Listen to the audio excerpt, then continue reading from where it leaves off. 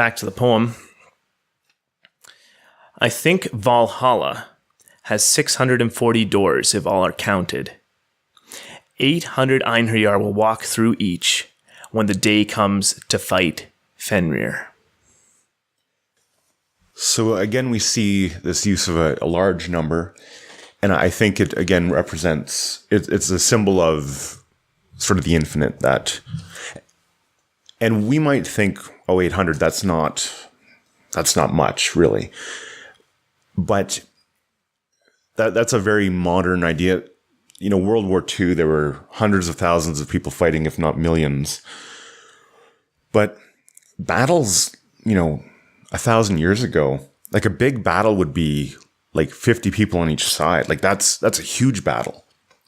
You might get, I think I've heard some ancient battles getting into the range of like 2,500 people fighting, but it wasn't many. And it's kind of interesting to think that the fate of large territories were decided by, the lives of 100 people, and, who killed the most on what side.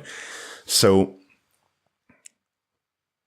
these numbers are just representations of, it's going to be an enormous army. And I think there's a hopeful note too, that, if you really work at it, you can be a part of that army, because there's enough room for you. They haven't closed the doors on it. And I think also it tells you that the final battle with Fenrir is the world-ending battle. It's going to be the infinite number of Einherjar that can go up against this wolf, and I was going to say all hell breaks loose, but that's mixing too many religious traditions there. But it's just, it gives you the magnitude of Ragnarok and Fenrir and what Fenrir can do. So definitely, and you got it exactly right. Like the large numbers, I don't think this is like, what comes to my mind here with these large numbers is Jehovah's Witnesses have an idea. I forget what I think it's like 144,000 or something like that can get into heaven. That's right. Something like that. And, but the point is they are being exact. They took some numbers from the Bible and got out some formula, and presto, that's the number of people that get to go to heaven. Versus this, absolutely, I would say this is metaphor, right? This is just a metaphor for a lot of people, right? And, 640 doors, 800 Einherjar per door, a little over 500,000. Yeah, that's a big frickin' battle. That is like a huge battle right there. If they're all going to be involved at once, and again, it's just like, basically that's an open-ended number, because I'm sure at the end of the day, like that would have been way too many to even fathom being in one place in one battle, something like that, right? Definitely. And if you think about it, I think about concerts, like big concerts that have like 1 million people there, and you look around and your brain at least gets to see what 1 million people look like. There would have been nothing back then that would have even come close to that, because villages weren't that big. And, you'd go your whole life sort of meeting these people and seeing this sort of number of people. This is definitely shorthand for an enormous amount of people that you can't comprehend. Exactly, an enormous amount at Ragnarok, and this was one of the questions in Vafthrudnismal, right? Yes.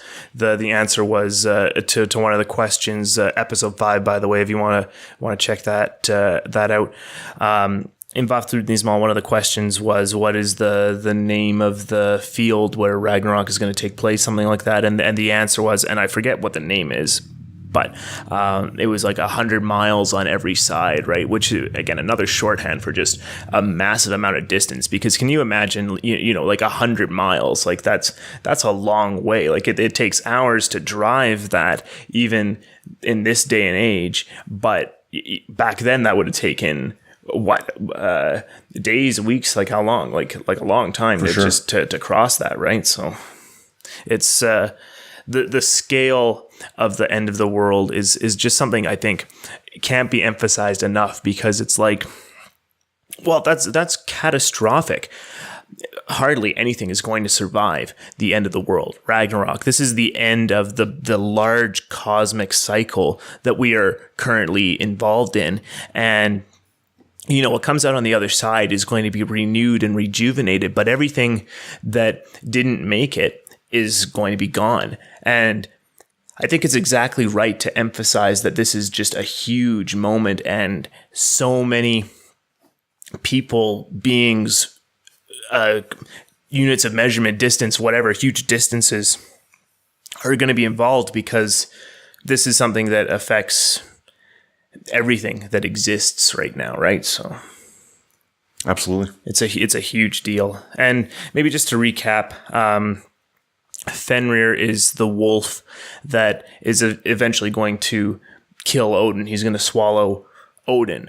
And I mean, that's a big deal right on its own there as well. Like, Odin is one of the gods who forms the world, creates the world. He is the Allfather. He is the hero, for lack of a better term, of this entire mythological cycle, all of these stories.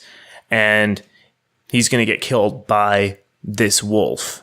And so I think it's also right here that a shorthand for Ragnarok, or the end of the world, is, going to fight Fenrir, going to fight the wolf that's going to kill the top god, the head of the pantheon, everything like that, right? Definitely.